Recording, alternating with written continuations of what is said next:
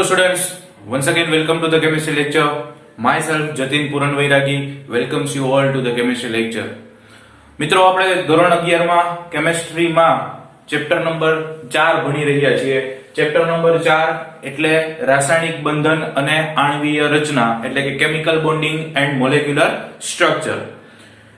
આ રાસાયણિક બંધન અને આણ્વીય રચનામાં આજે આપણે 16મો લેક્ચર એટેન્ડ કરી રહ્યા છીએ. આની પહેલા 15મા લેક્ચરમાં આપણે સંસ્પંદન વિશેની થોડી ચર્ચાઓ કરી હતી. સંસ્પંદન બંધારણો એવું સમજાતા આપણે, અને ત્યારે પણ આપણે એવું કીધું હતું કે થોડું આપણે આમાં એક્સ્ટ્રા વધારે કરવાના છીએ કે જેથી કરીને આપણને બહુ ડિટેલમાં આમની માહિતી મળે, રાઈટ? તો આજે આપણે 16મા લેક્ચરમાં પણ સંસ્પંદન વાળો ટોપિક કન્ટિન્યુ કરીએ અને એમાં આપણે આજે પહેલા ભણીએ સંસ્પંદન બંધારણ લખવા માટેની શરતો. કે એક્ચ્યુઅલી સંસ્પંદન બંધારણ લખવું હોય તો એમ ગમે એમ તો આપણને મજા આવે એવું લખી નાખ્યું. સંસ્પંદનની વ્યાખ્યા શું હતી? સંસ્પંદન બંધારણ ક્યારે જરૂરી છે? તો કે જ્યારે કોઈ પણ બંધારણ છે, કોઈ પણ અણુ છે, એમની લુઈસ રચના જો એમનું સંપૂર્ણ વર્ણન ના કરી શકે, એમનું સંપૂર્ણ બંધારણ ના સમજાવી શકે, ત્યારે એવા જુદા જુદા લુઈસ રચનાઓ ભેગી થઈ અને એક સંકર બંધારણ રચતું હોય, જે ઘટનાને સંસ્પંદન કહેવાય અને બંધારણને સંસ્પંદન બંધારણ કહેવાય. તો ઈ કોઈ પણ અણુ માટેનું સંસ્પંદન બંધારણ કેમ લખી શકાય, એમાં કઈ કઈ બાબતોનું ધ્યાન રાખવું, આમાંથી અમુક મુદ્દાઓ આપણે લાસ્ટ લેક્ચરમાં ચર્ચા કરી છે. આજે પર્ટિક્યુલર આ જ ટોપિક છે એટલે ચર્ચા કરીએ છીએ. બીજું કે આ ટોપિક તમારી ટેક્સ્ટ બુકમાં છે નહીં, એટલે આજનો આ ટોપિક છે આખો ટોટલ એક્સ્ટ્રા ટોપિક છે, બરાબર? એ પણ આપણે સ્ટડી કરવાનું જ છે, કારણ કે આપણે બધું સાથે સાથે જ પેકેજ ચલાવતા જઈએ છીએ. લાઈક ગુજરાત બોર્ડ છે, ગુજકેટ છે, જેઈ છે, નીટ છે, રાઈટ? તો આ આજનો ટોપિક છે એ આપણી ટેક્સ્ટ બુકમાં અવેલેબલ નથી, સો તમારે આમાંથી જે રાઇટ ડાઉન કરવો પડશે. ફાઇન, ચલો આગળ વધીએ. તો સૌથી પહેલા સંસ્પંદન બંધારણ લખવા માટેની શરતો. તો સૌથી પહેલું ક્વેશ્ચન એ કે સર પહેલી શરત શું? તો કે પહેલી શરત છે એટલે કે હું શરત રાખું કામ થવું નહીં એવું નહીં, પણ એના બંધારણ લખ્યા છે ત્યારે આટલી વસ્તુઓ ફૂલફિલ થવી જોઈએ, તો જ એને સંસ્પંદન બંધારણ કહેવાય. આવી અમુક ચર્ચાઓ છે. એમાં પહેલું છે સંસ્પંદન બંધારણમાં પરમાણુની ગોઠવણી સરખી હોવી જોઈએ. મતલબ સપોઝ આપણે ઓઝોનનું બંધારણ લખ્યું કે એક ઓક્સિજન સાથે બીજો, બીજા સાથે ત્રીજો, ઈ ફિક્સ હોવું જોઈએ, ગોઠવણી સરખી હોવી જોઈએ. ઓકે, ગોઠવણી તમે ગમે એમ કરી નાખો એવું ના ચાલે. કે માની લો હાઇડ્રોજન ઓક્સિજન વાળા હોય તો એકમાં ઓક્સિજન સાથે હાઇડ્રોજન જોડ્યું હોય, બીજામાં કંઈક સલ્ફર સાથે જોડી દો, એવું ના ચાલે. સંસ્પંદન બંધારણમાં અણુઓની ગોઠવણી, પરમાણુઓની ગોઠવણી પરફેક્ટ હોવી જોઈએ, સરખી હોવી જોઈએ, તો ઈ સંસ્પંદન બંધારણ એકબીજાના કહી શકાય. બીજું છે સંસ્પંદન બંધારણમાં અયુગ્મિત ઇલેક્ટ્રોનની સંખ્યા સમાન હોવી જોઈએ. આની ચર્ચા આપણે કરી હતી. અયુગ્મિત ઇલેક્ટ્રોન આપણે બતાવ્યા હતા, અબંધકારક ઇલેક્ટ્રોન યુગ્મ આપણે ત્યાં બતાવ્યા હતા કે ભાઈ કેટલા અબંધકારક ઇલેક્ટ્રોન યુગ્મ છે. ઓકે, એટલે અયુગ્મિત ઇલેક્ટ્રોનની સંખ્યા સરખી હોવી જોઈએ. પછી કોના ઉપર છે એ અલગ વસ્તુ છે, પણ ટોટલ આખા બંધારણના અયુગ્મિત ઇલેક્ટ્રોન, યુગ્મિત ઇલેક્ટ્રોન, બંધકારક, અબંધકારક એ બધું લગભગ કેવું થાય તો કે સરખું થાય. એટલે અયુગ્મિત ઇલેક્ટ્રોનની સંખ્યા સમાન હોવી જોઈએ. ત્રીજું છે સંસ્પંદન બંધારણમાં ઉર્જાનું મૂલ્ય લગભગ સરખું હોવું જોઈએ. એટલે 2-3 સંસ્પંદન બંધારણો દોર્યા હોય તો એની ઉર્જા સમાન હોવી જોઈએ, અને આ ઉર્જા સમાન હોવી જોઈએ ને એ એનો મુખ્ય શરત છે. જો એના પછીના મુદ્દામાં કેમ આપણે લખ્યું હશે આ રીતે, ઉર્જામાં વધુ તફાવત ન હોવો જોઈએ એ એની મુખ્ય શરત છે. એટલે સૌથી પહેલું તો તમે સંસ્પંદન બંધારણ લખો, ફાઇન, કે એમના પરમાણુની ગોઠવણી તો કે સરખી હોવી જોઈએ, એમાં અયુગ્મિત ઇલેક્ટ્રોનની સંખ્યા તો કે સમાન હોવી જોઈએ, એમાં બંધકારક ઇલેક્ટ્રોન યુગ્મની સંખ્યા સમાન હોવી જોઈએ, અબંધકારક ઇલેક્ટ્રોન યુગ્મની સંખ્યા સમાન હોવી જોઈએ, પણ એની ઉર્જા સમાન હોવી જોઈએ, લગભગ સમાન. પછી એવું નહીં કે ભાઈ એકની 138 કિલોજૂલ પ્રતિ મોલ હોય, બીજાની 138 જ થવી જોઈએ, નિયર અબાઉટ હોવી જોઈએ, રાઈટ? લગભગ સરખી હોવી જોઈએ, લગભગ સરખું હોવું જોઈએ, એની મુખ્ય શરત છે. એના વગર સંસ્પંદન, કદાચ બાકી બધી શરતો જો ફોલો થતી હશે પણ ઉર્જામાં મોટો તફાવત હશે તો એ બંધારણ સંસ્પંદનમાં ભાગ લેશે નહીં. એ હમણાં આપણે ઉદાહરણથી સમજશું, રાઈટ? તો સંસ્પંદનમાં ઉર્જાનું મૂલ્ય લગભગ સરખું હોવું જોઈએ, એની મુખ્ય શરત થઈ. બંધારણો એવી રીતે લખેલા હોવા જોઈએ કે જેમાં ઋણ વીજભાર વિદ્યુત ઋણ તત્વ પર અને ધન વીજભાર વિદ્યુત ધનમય તત્વ પર હોવો જોઈએ. બંધારણ એવી રીતે લખેલું હોવું જોઈએ. કારણ બંધારણ લખશો એટલે અમુક જો એ ટાઈપના સ્ટ્રક્ચર્સ બનશે તો એમાં કોઈક પરમાણુ ઉપર ઋણ વીજભાર આવશે, કોઈક પરમાણુ ઉપર ધન વીજભાર આવશે, પણ એવું ઈ બંધારણ બનવું જોઈએ કે ઋણ વીજભાર જ્યાં આવે એ પરમાણુ વિદ્યુત ઋણમય તત્વ હોવું જોઈએ અને ધન વીજભાર જ્યાં આવે એ તત્વ વિદ્યુત ધનમય તત્વ હોવું જોઈએ. તો વળી પાછો ક્વેશ્ચન થાય સર એ વિદ્યુત ઋણમય અને વિદ્યુત ધનમય એટલે શું? તો મિત્રો આપણે આવર્ત કોષ્ટક શીખ્યા છીએ. આવર્ત કોષ્ટક આખું તમે લો, એમાં આ સાઈડ એટલે સમૂહ 1 2 3 4 1 થી ચાલુ કરીને આ સાઈડ લેફ્ટ હેન્ડ સાઈડ ઈ વિદ્યુત ધનમય તત્વો બધા ધાતુ તત્વો છે. સૌથી પ્રબળ વિદ્યુત ધનમય તત્વો અને સૌથી પ્રબળ ધાતુઓ કોણ? તો કે સમૂહ 1. એના કરતા ઓછા વિદ્યુત ધનમય અથવા ઓછી સક્રિય ધાતુ કઈ? તો કે સમૂહ 2, પછી સમૂહ 3. ધીમે ધીમે ધીમે ધીમે માયલા જશો ને એટલે સક્રિયતા ઘટતી જશે, વિદ્યુત ધનમયતા પણ ઘટતી જશે. અને સૌથી વધુ વિદ્યુત ઋણમય તો કે સમૂહ નંબર 17. અથવા ઇલેક્ટ્રોન મેળવવાની વૃત્તિ કોની? તો કે સમૂહ નંબર 17 ની, કારણ કે બાહ્ય કક્ષામાં બિચારા પાસે 7 જ ઇલેક્ટ્રોન હોય એટલે એક જ ઘટતો હોય, અને એક ઘટતો હોય એટલે કોઈકના ઇલેક્ટ્રોન ફટાફટ ગેઇન કરે, મેળવે. વિદ્યુત ઋણતામાં આખા વિશ્વમાં પહેલો નંબર કોનો આવે? આપણે ઓલરેડી ચર્ચા કરી છે. યસ, કોનો? ફ્લોરિન. હા, તો ફ્લોરિન છે એ સૌથી વધુ વિદ્યુત ઋણ તત્વ થયું. પછી 16મા સમૂહના તત્વો છે ઓક્સિજન, સલ્ફર, સિલેનિયમ, ટેલુરિયમ, પોલોનિયમ. એ બધા પણ વિદ્યુત ઋણમય તત્વ છે. આખા વર્લ્ડમાં વિદ્યુત ઋણતામાં પહેલો નંબર કોનો આવ્યો? તો કે ફ્લોરિનનો. બીજો કોનો આવશે? ઓક્સિજનનો. ક્લોરીન, બ્રોમિન, આયોડિનનો નથી આવતો. બીજો કોનો આવે છે? ઓક્સિજનનો. એટલે ઓક્સિજનની સાપેક્ષે પાછા ક્લોરીન, બ્રોમિન, આયોડિન છે એ ધનમય છે. ઓક્સિજનની સાપેક્ષે કહું છું, એમનો નથી કહેતો, રાઈટ? ટૂંકમાં વિદ્યુત ધનમય તત્વો એટલે આ બાજુવાળા તત્વો: lithium, sodium, potassium, rubidium, caesium, francium, beryllium, magnesium, calcium, strontium, barium, radium. એ બધા જે છે એ બધા તત્વો વિદ્યુત ધનમય થયા. અને પેલી સાઈડ જમણી સાઈડના તત્વો છે એ બધા વિદ્યુત ઋણમય થયા. તો ધન વીજભાર છે એ વિદ્યુત ધનમય તત્વો પર જ સારો લાગે, ઋણ વીજભાર છે એ વિદ્યુત ઋણમય તત્વો પર જ સારો લાગે. આપણે અહીંયા સારું નથી લગાડવાનું, પણ એવું જ હોવું જોઈએ. બંધારણ એવા હોવા જોઈએ કે જેમાં ઋણ વીજભાર વિદ્યુત ઋણ તત્વો પર અને ધન વીજભાર વિદ્યુત ધન તત્વો પર હોવા જોઈએ. એ એની શરત છે. નેક્સ્ટ છે સરખી ઉર્જાવાળા બંધારણ સંસ્પંદનમાં સરખો ફાળો આપે છે. સરખી ઉર્જાવાળા બંધારણ સરખો ફાળો આપે એનો મીનિંગ શું? તો કે દાખલા તરીકે આપણે સંસ્પંદન બંધારણો 3 દોર્યા અને ચોથું એનું સંકર બંધારણ દોર્યું. તો એ સંકર બંધારણ બનવામાં બંધારણ 1 નો ફાળો હોય, બંધારણ 2 નો હોય કે 3 નો હોય? તો કે 3 નો હોય. પણ સરખો હોય? તો કે ના, એવું જરૂરી નથી. અલગ અલગ, માની લો બંધારણ 1 નો 20% ફાળો છે, બંધારણ 2 નો 40% ફાળો છે, અને બંધારણ C નો અથવા તો બંધારણ 3 નો 40% છે. એવું બને 3 નો 33% હોય. પણ એવું ક્યારે બનશે? તો કે જો સરખી ઉર્જા હશે ને, તો એનો ફાળો પણ સરખો હશે. મતલબ 3 બંધારણ છે ને, ત્રણેયની ઉર્જા સરખી, તો ત્રણેય 33% હોય. જેની ઉર્જા વધુ એનો ફાળો ઓછો, જેની ઉર્જા ઓછી એનો ફાળો વધુ. એવું કેમ? તો કે સ્થાયી બંધારણ ક્યારે બને? તો કે એની પાસે ઉર્જા ઓછી હોય ત્યારે. ઉર્જા વધુ હોય તો એની સક્રિયતા વધુ હોય, અને સક્રિયતા વધુ હોય એટલે સ્થાયીતા ઓછી.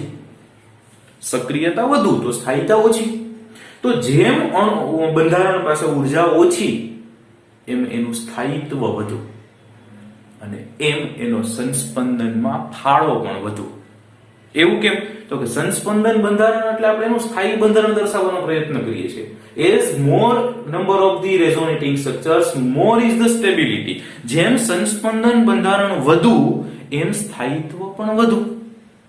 એટલે જો સરખી ઉર્જાવાળા બંધારણો હશે તો એનો સંસ્પંદન કરવામાં ફાળો પણ સરખો હશે. જુદી જુદી ઉર્જાવાળા હશે તો એનો સંસ્પંદનમાં ફાળો પણ જુદો હશે. જેમ કે સરખી ઉર્જાવાળા 2 બંધારણ સંસ્પંદનમાં ભાગ લેતા હોય તો 50% ફાળો આપશે. પણ અલગ અલગ ઉર્જાવાળા હશે તો જેની ઉર્જા વધુ હશે એનો ફાળો યસ ઓછો હશે, અને જેની ઉર્જા ઓછી હશે એનો ફાળો એટલે પૈસા લઈને ઓલો ફાળો ઉઘરાવી નથી કરવાનું. સંસ્પંદનમાં ફાળો કહું છું, એટલે સંસ્પંદન બંધારણ બનાવવામાં એનું કન્ટ્રીબ્યુશન કહું છું, રાઈટ? થોડી વધુ ઉર્જા સાથેના પ્રમાણભૂત બંધારણ પણ સંસ્પંદનમાં ફાળો આપશે. થોડી વધારે ઉર્જા નથી, થોડી વધારે ઉર્જાવાળા મૂળભૂત બંધારણ હોય તો એ સંસ્પંદનમાં ફાળો આપે. પણ જેમ બંધારણની ઉર્જા વધુ એમ સંસ્પંદનમાં એમનો ફાળો ઓછો હોય છે. આ મુદ્દો બેન્ઝીનના ઉદાહરણ દ્વારા સમજીએ, રાઈટ? બેન્ઝીનના આપણે સંસ્પંદન બંધારણ દોર્યા છે. આવા 5 સંસ્પંદન બંધારણો દોરી શકાય: 1 2 3 4 અને 5. એમાં સંસ્પંદન બંધારણમાં આ 5 બંધારણોમાં પહેલું ને બીજું જે બંધારણ છે એ કેક્યુલે નામના સાયન્ટિસ્ટે આપેલા છે. પહેલું અને બીજું બંધારણ છે એ કેક્યુલે નામના સાયન્ટિસ્ટે આપ્યા છે અને ત્રીજું, ચોથું ને પાંચમું બંધારણ છે એ દીવાર નામના સાયન્ટિસ્ટે આપ્યા છે. ઓકે, એમાં ઘણીવાર પ્રશ્ન થાય સર ત્રીજું ને ચોથું જે બંધારણ છે એ તો સેમ દેખાય છે પણ એક્ચ્યુઅલી એમની ડાયરેક્શન ચેન્જ કરી હોય. ઓકે, આજે મેં બંધારણ લખ્યું છે ને તમે આમાં લખી શકો મિત્રો.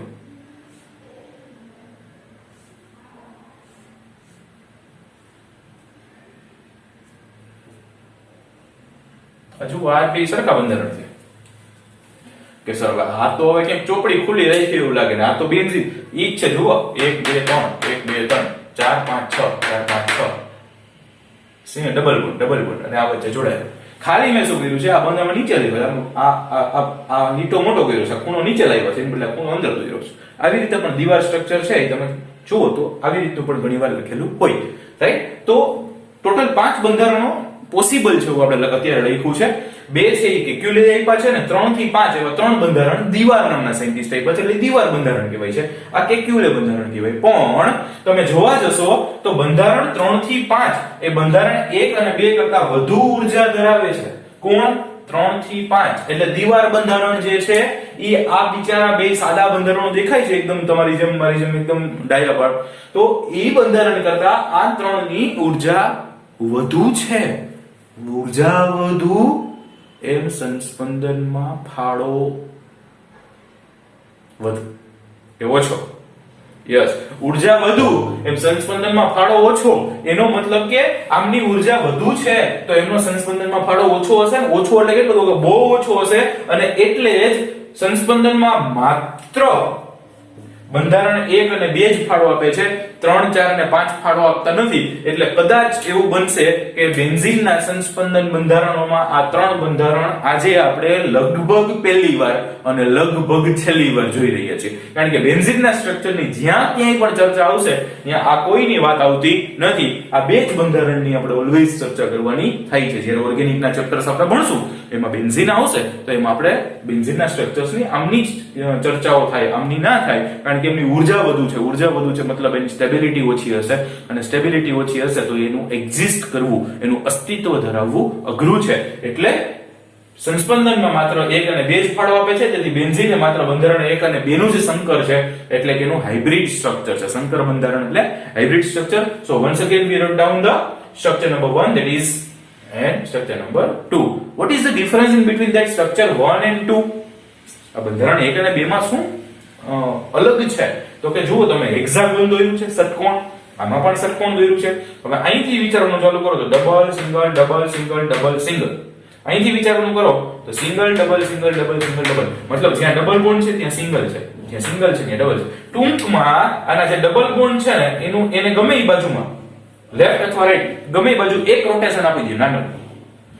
આ આમ છે એક નાનું રોટેશન આપી દો એટલે બંધની જે પોઝિશન છે એ ચેન્જ થઈ જશે. રાઈટ, તમે જુઓ આમાં જ્યાં ડબલ બોન્ડ છે ને એના કરતા વિરુદ્ધ અહીંયા છે. ટૂંકમાં આવું હોઈ શકે, આવું હોઈ શકે.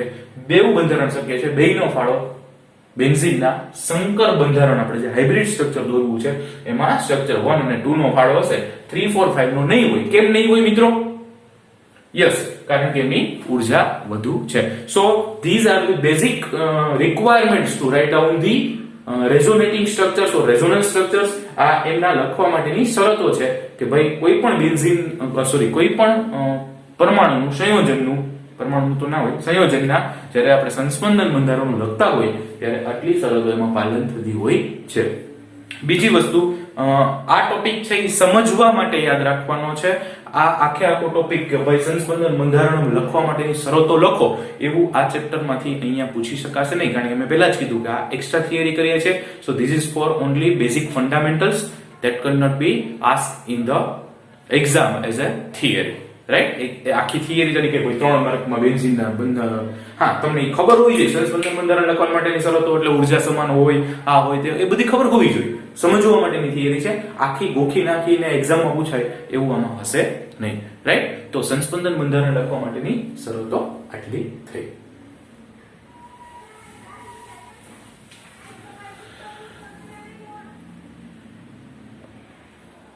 નમસ્કાર વિદ્યાર્થી મિત્રો, નેક્સ્ટ ટોપિક આપણે ભણવાના છીએ એમાં સંસ્પંદનના થોડાક ઉદાહરણો જોઈએ, મતલબ જુદા જુદા અણુઓના અથવા આયનોના સંસ્પંદન બંધારણો જોઈએ, રાઈટ. સૌથી પહેલું સંસ્પંદન બંધારણ જોઈએ કાર્બન મોનોક્સાઇડ CO. અહીંયા કાર્બન મોનોક્સાઇડ જોશો તો આપણે જનરલી લુઈસ સ્ટ્રક્ચર પ્રમાણે લખવા જાવ તો કાર્બન ઓક્સિજન, ઓકે, એમની વચ્ચેનું સ્ટ્રક્ચર જોવા જશો તો કાર્બન છે એ 2 ઇલેક્ટ્રોન પોતાના ભાગીદારીમાં આપશે, તો ઓક્સિજન પણ પોતાના 2 ઇલેક્ટ્રોન ભાગીદારીમાં આપશે, બાકીના વધેલા ઇલેક્ટ્રોન્સ બાહ્ય કક્ષાના છે એ આવી રીતે દર્શાવતા હોય છે. એમનું સંસ્પંદન બંધારણ કેવું થશે તો કે એક સંસ્પંદન બંધારણ એવું લખી શકાય કે એક જ બંધ બને અને એમાં કાર્બન પોતાના બધા ઇલેક્ટ્રોન્સ આપી દે, મતલબ બંધના 2 ઇલેક્ટ્રોન કાર્બનના હોય, એટલે જો અહીંયા 2 જ ઇલેક્ટ્રોન છે, 2 કાર્બનના છે, એટલે કાર્બનના 4 થઈ ગયા, જો 2 ને 2 4. ઓક્સિજનને કઈ આપ્યું નથી તો ઓક્સિજનના 6 એ 6 એમનેમ રહેશે, 1 2 3 4 5 6, રાઈટ. તો અહીંયા કાર્બને દાન કર્યા એટલે એના ઉપર પ્લસ વીજભાર આપ્યો, ઓક્સિજને ગેઇન કર્યા કારણ કે બંધ તો કાર્બન ઓક્સિજન વચ્ચે બન્યો ને, તો એમણે ગેઇન કર્યા મેળવા, તો એના ઉપર કેવો વીજભાર આવ્યો તો કે માઈનસ વીજભાર. સેમ એવું જ કંઈક કરીએ કે ત્રીજું રેઝોનેટિંગ સ્ટ્રક્ચર લખીએ તો એમાં શું થશે તો કે ઓક્સિજન અને કાર્બન વચ્ચે 3 બંધની ભાગીદારી થઈ, 3 બંધ બનશે, એનો મતલબ કે 1 2 3 1 2.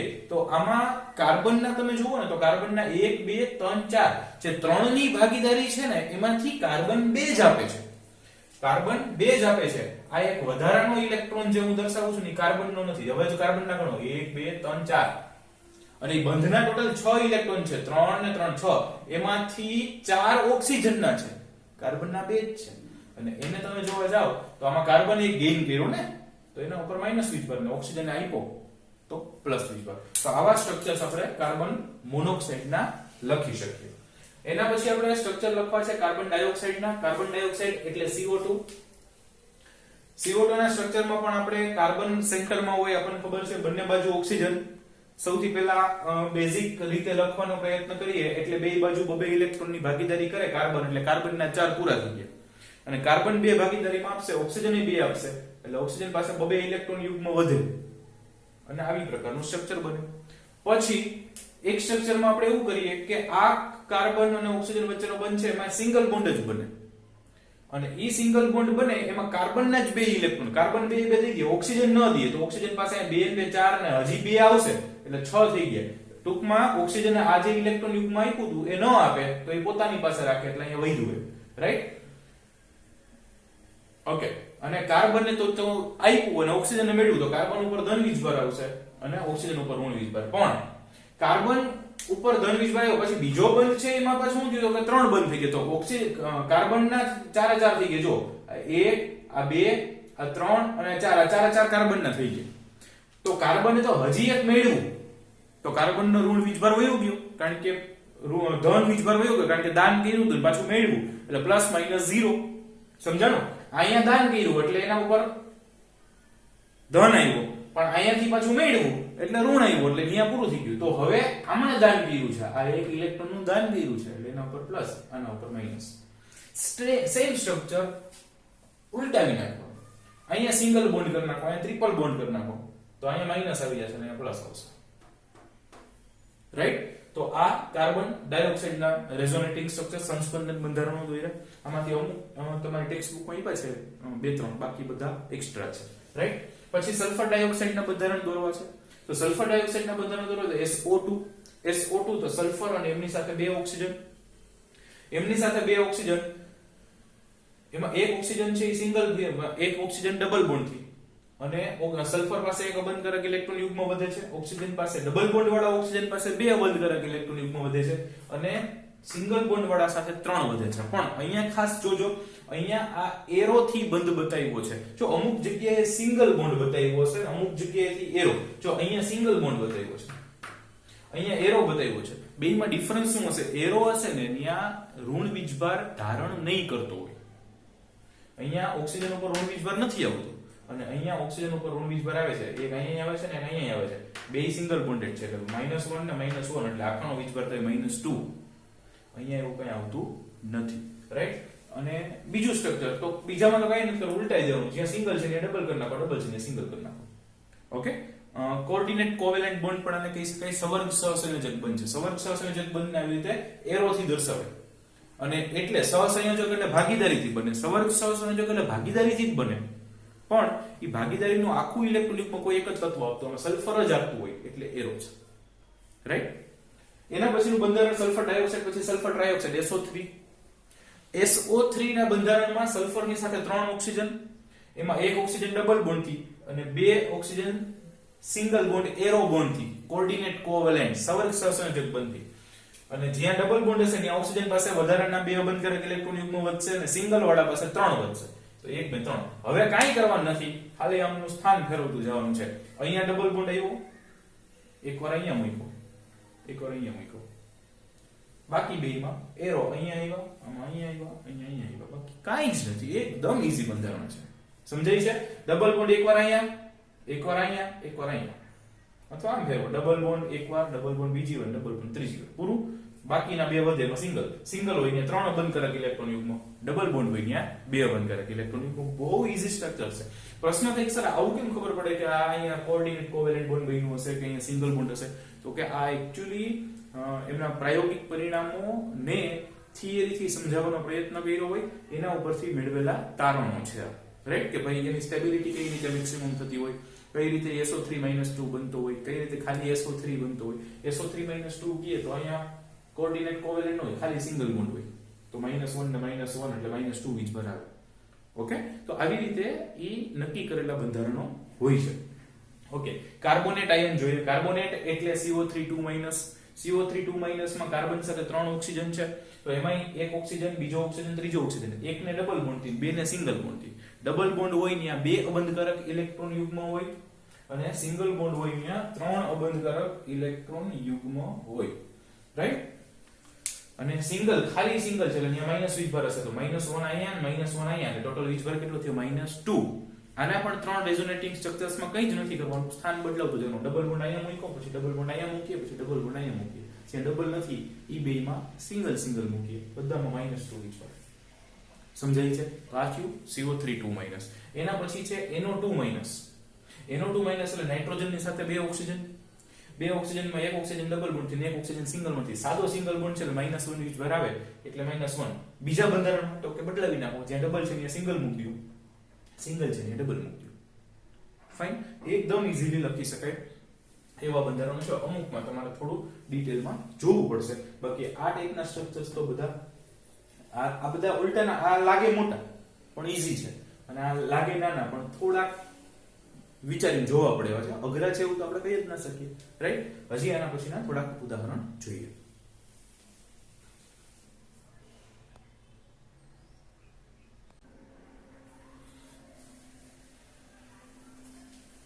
ઓકે, નેક્સ્ટ છે નાઇટ્રસ ઓક્સાઇડ એટલે કે N2O. N2O એટલે કે 2 નાઇટ્રોજન અને 1 ઓક્સિજન, એટલે 2 નાઇટ્રોજન 1 ઓક્સિજન.